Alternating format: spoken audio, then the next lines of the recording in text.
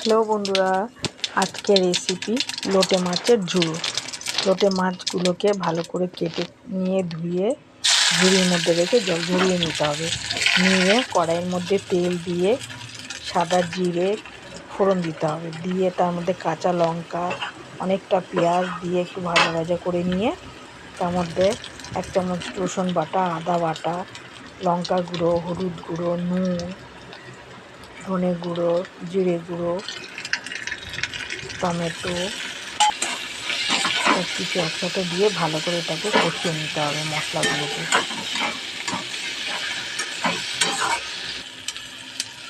এবার মাছ ভালো করে কষিয়ে নিয়ে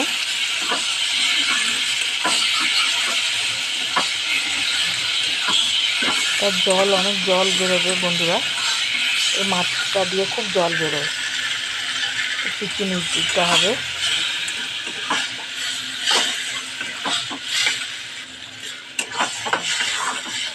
সব ভেঙে যাবে, ঝুড়ো তো সবই ভেঙে যাবে মাছগুলো।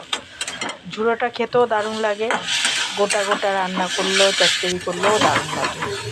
গোটা গোটা চচ্চড়িটা আমার এর আগের রেসিপিতে দেয়া আছে, ভিডিওতে দেয়া আছে রেসিপিটা। এইভাবে বানিয়ে দেখবি বন্ধুরা, খেতে কিন্তু দারুণ লাগে।